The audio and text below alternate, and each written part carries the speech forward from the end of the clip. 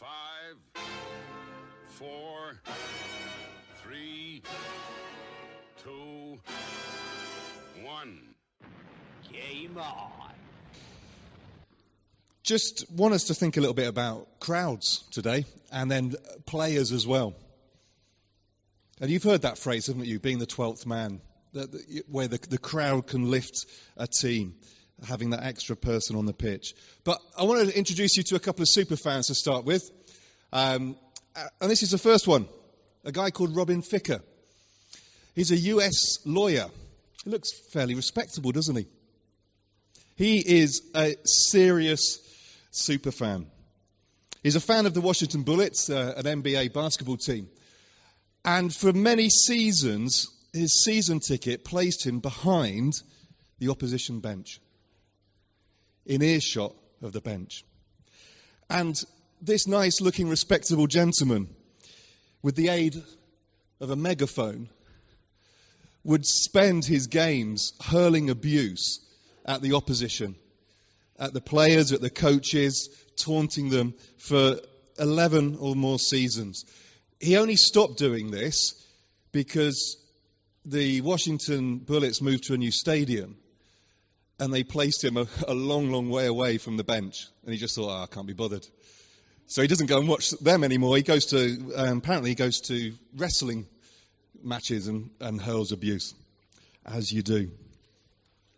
So there's one super fan. This one, you may have seen this hit Facebook a few years ago. FC Magdeburg, a football team who, for 5-6 games in a row, their team had failed to score.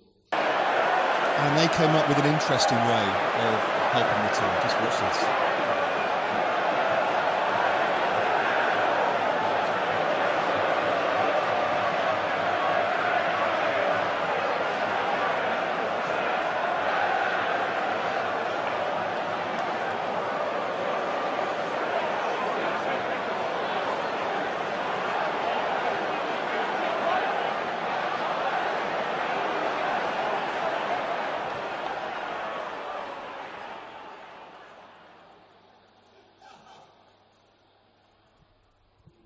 Now, the observant ones of you noticed the score. Did you notice the score there? At the end there, it was 1-1. It had worked. Their team has scored. Unfortunately, in the last few minutes, the opposition scored again, and they lost the game 2-1. But they did actually happen to score a goal. A few super fans there for you, a few impacts of crowds. If we then think in terms of Jesus, when he was walking on this earth, crowds followed him. There were crowds that were around him. There's one particular situation. There was one day where the crowd was just too much, so him and his close friends tried to go to the other side of a huge inland lake. And so they got in a boat and travelled to the other side.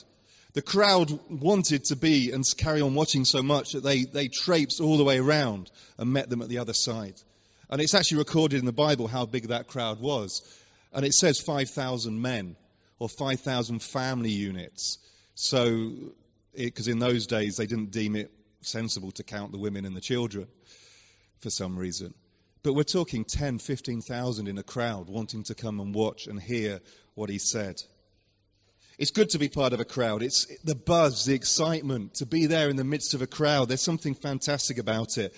And for those crowds in Jesus' day, they watched as they saw miracles. And on that particular day, they were all fed. That's the feeding of the 5,000. The story tells of how 5 loaves and a few fish were multiplied and fed thousands of people on that day. For me, I was trying to, thinking back to the question we looked at earlier, a crowd situation for me. And I can remember, as an Arsenal fan, not that many great experiences. I had a good one at the FA Cup a few years ago when we beat Hull. That was a great experience. But I remember a few years ago having the privilege to go and watch Arsenal play Tottenham. And it was the days of Fabregas. And we weren't doing terribly well. It was a tense game. We scored. It might have been Van Persie, I think, scored. Within 30 seconds of the restart, Fabregas had picked the ball up and had weaved his way through Tottenham defence. Well, 15 seconds later, and a second goal goes in. And I can remember that moment of just jumping around in a stand with these people I didn't know, trying to explain to my wife later why I was hugging the man next to me in pure joy and ecstasy. She couldn't quite understand it. But those moments in a crowd where you understand what it is, and that togetherness is fantastic. But crowds can also be nasty places. They can be quite scary places as well. When things aren't going right, they're full of critics. They're full of abuse.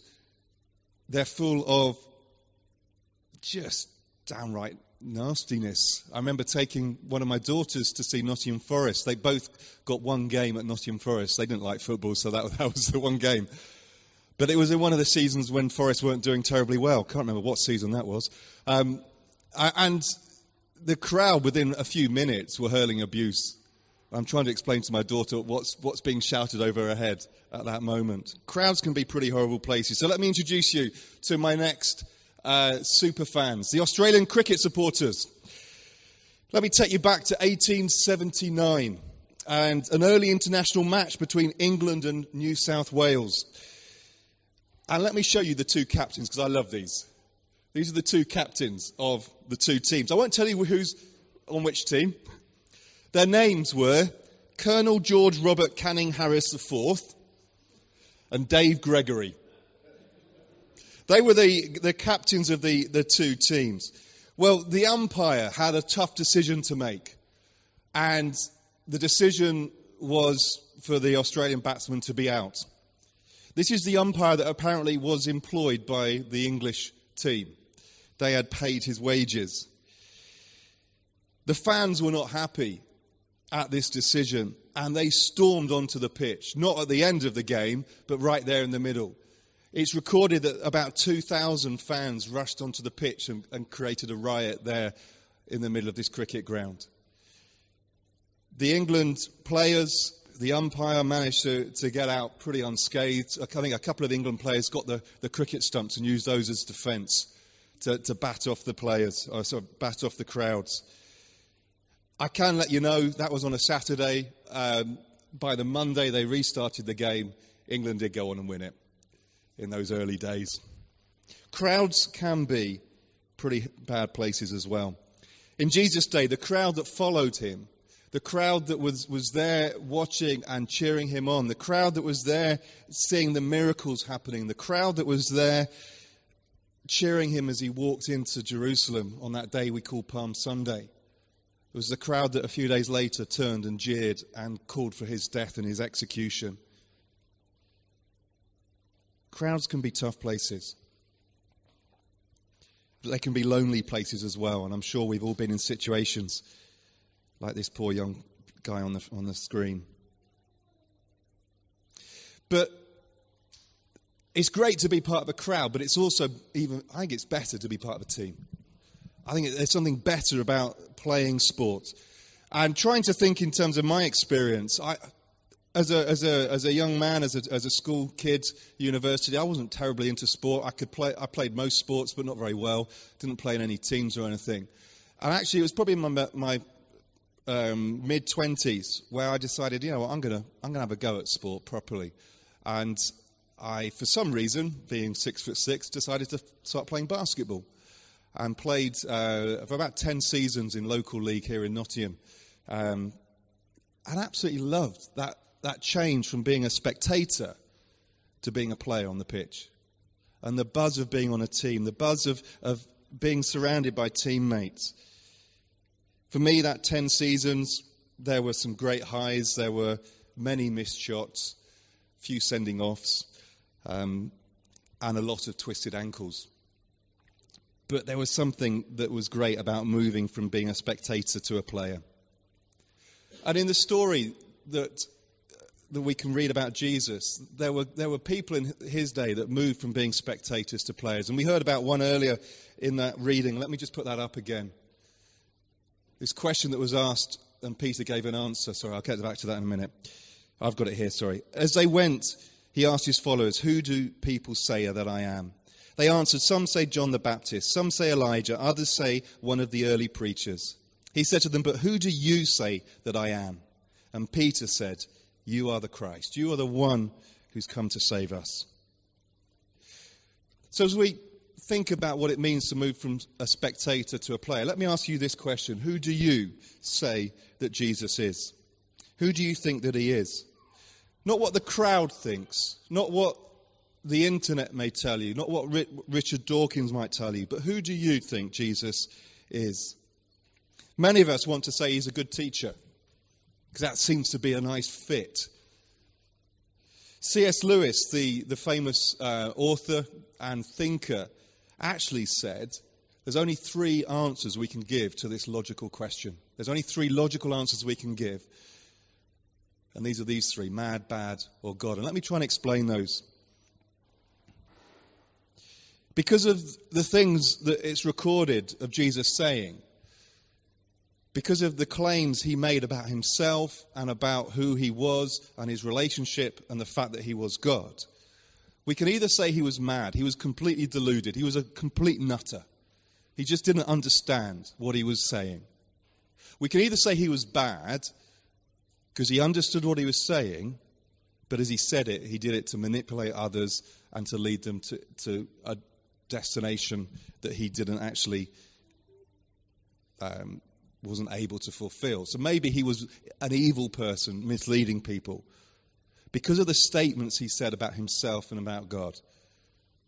Or he actually was God when he claimed to be the Son of God. He was either mad, he was bad, or that he was God.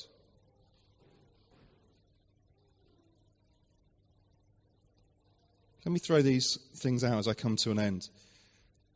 Trying to think about what it means to move from a spectator to a player in terms of faith. What does that actually mean? And I've just got 4 little things I want to finish up with.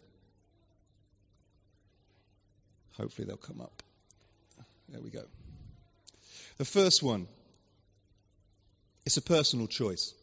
Only you can make that decision to move from the crowd to joining a team. Only you can make that decision to follow Jesus. It's a personal choice. The Bible says if you believe in your heart and confess with your mouth, you will be saved. I made that choice as a 15-year-old lad at school, and it was, I can look back now 30 years later and say that was the best choice I ever made.